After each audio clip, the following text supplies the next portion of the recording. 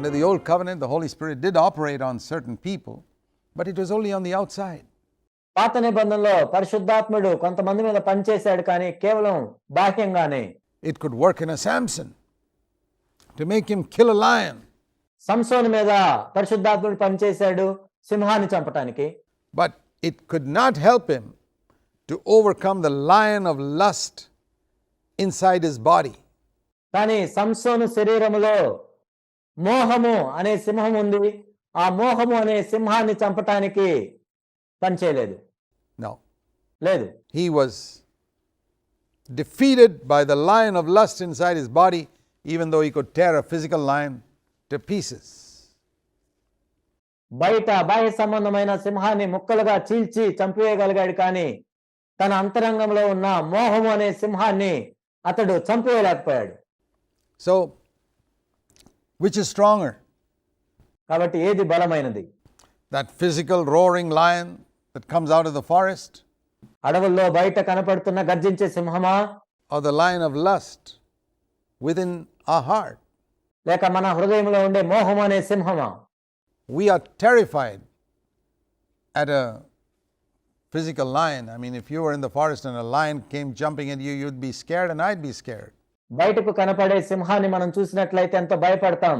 మనం అడవుల్లో ఉన్నప్పుడు ఒక సింహం కనపడితే నువ్వు భయపడతావు, నేను భయపడతాం, అందరం భయపడతాం.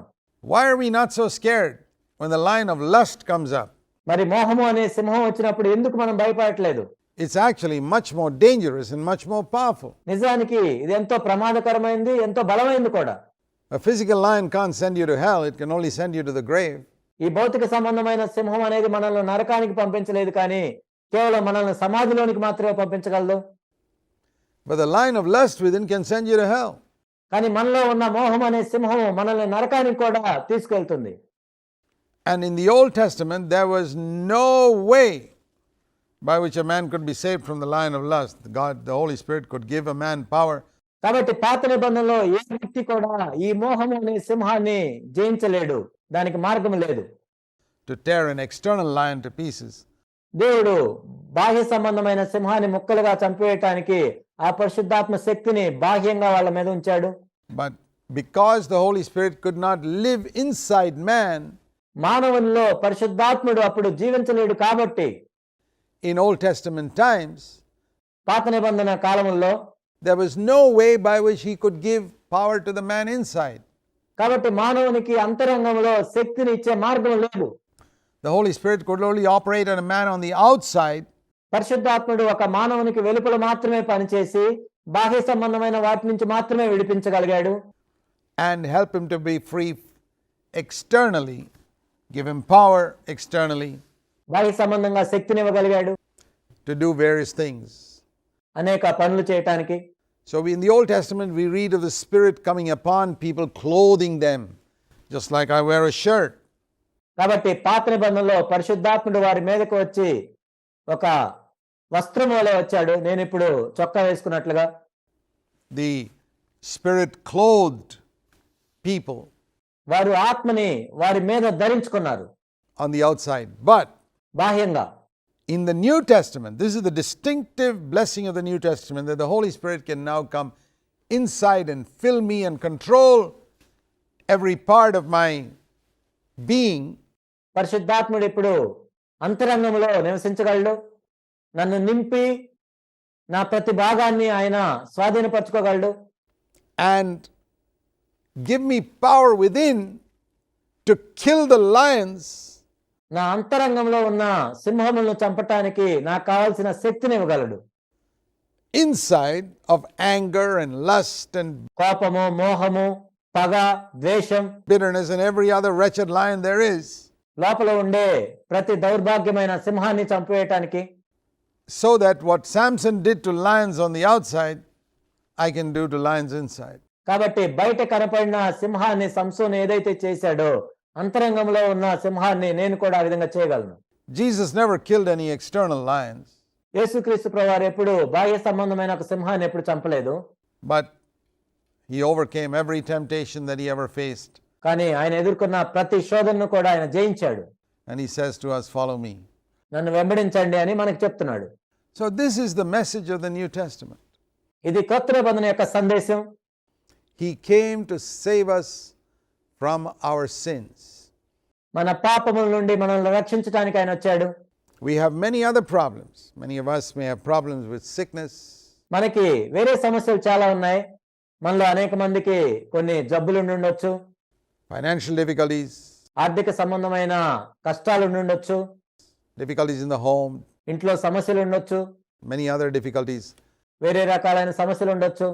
But remember this, every problem arises out of the root problem of sin.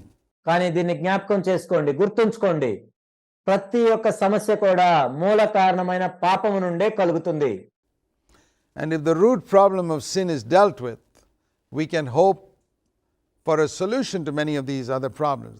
మూల కారణమైన పాపాన్ని మనం నిర్వహించినట్లయితే ఈ ఇతర సమస్యలు కూడా పరిష్కరించబడతాయి. We may not get cured of every sickness. God allows many reasons for sickness still existing on earth. I don't have time to mention all of them right now. ప్రతి రోగం కూడా నయం కాకపోవచ్చు, కొన్ని రోగాలు ఉండటానికి కూడా దేవుడు అనుమతించవచ్చు. వాటికి కారణాలన్నీ చూడటానికి ఇప్పుడు మనకు సమయం లేదు. But the root problem, if it is solved, it solves many other problems in our life as well. కాబట్టి మూల కారణం, మూల సమస్య పరిష్కరించబడినట్లయితే మన జీవితంలో ఇతర సమస్యలు కూడా పరిష్కరించబడతాయి. So concentrate on the root one. కాబట్టి ఆ మూల సమస్య మీద మీరు దృష్టి పెట్టండి. Let the Holy Spirit deal with sin within. పరిశుద్ధాత్ముడు మన అంతరంగంలో ఉన్న పాపాన్ని నిర్వహించడానికి మనం అనుమతిద్దాం. In other words, when you slip up inside, ఇంకో మాటలో చెప్పాలంటే మీరు అంతరంగంలో పడిపోయినప్పుడు take it seriously. దాన్ని తీవ్రంగా తీసుకోండి. Don't take it seriously only when you slip up on the outside. కేవలం బాహ్యంగా పడిపోయినప్పుడే తీవ్రంగా తీసుకోవటం కాదు. Say, Lord, I slipped up on the inside. I slipped up in my thoughts. ఓ ప్రభువా, నా అంతరంగంలో నేను పడిపోయాను, నా తలంపుల్లో నేను పడిపోయాను. I slipped up in my attitudes. ప్రభువా, నా వైఖరిలో నేను పడిపోయాను. Towards people, I'm sorry, I sinned. ఓ ప్రభువా, ఇతరుల మనుషుల పట్ల నేను పడిపోయాను, నేను పాపం చేశాను. Please set me free. Please forgive me. ఓ ప్రభువా, నాకు విడుదల దయచేయండి, నన్ను క్షమించండి. If I take sin inside seriously, the Lord will help me to be free from the root of sin within. నా అంతరంగంలో ఉన్న పాపం పట్ల నేను తీవ్రంగా ఉన్నట్లయితే నా అంతరంగంలో ఉన్న పాపము నుండి దేవుడు విడుదల చేస్తాడు. But if the Lord sees that I'm only interested in avoiding sin on the outside, కేవలం బాహ్య సంబంధమైన పాపం విషయంలోనే పడిపోకుండా నేను ఉన్నట్లయితే, because I don't want to lose my testimony, I'm quite happy if other people see that I'm a holy person. It doesn't matter if I'm filthy inside. ఎందుకంటే నా సాక్ష్యాన్ని నేను కోల్పోకూడదు. నేను అంతరంగంలో ఎంత అపవిత్రంగా ఉన్నా బయటికి నన్ను చూసే వాళ్ళందరూ నేను పరిశుద్ధుడిని అని అనుకుంటే నాకు చాలు, నేను సంతోషంగా ఉంటాను. Then the Lord sees I'm not interested in real holiness. అప్పుడు నేను నిజమైన పరిశుద్ధత కోసం ఇష్టపడట్లేదు అని దేవుడు చూసినప్పుడు, I'm only interested in just having an appearance of holiness before people, and you never get free from sin within. కేవలం బాహ్య సంబంధంగా నేను పరిశుద్ధుడిగా ఉన్నాడు అనిపించుకుంటే చాలు అని దేవుడు చూశాడు అంటే దేవుడు పాపము నుండి మనకు విడుదలను ఇవ్వడు. You got to show God that you're really serious about being delivered from sin within. You're really serious about getting rid of this disease within. నీవు అంతరంగంలో పాపం నుండి విడిపించబడటానికి ఇష్టపడుతున్నావని దేవుడికి నువ్వు చూపించాలి. And the only way you can prove that to God is when you sin in secret in your thoughts.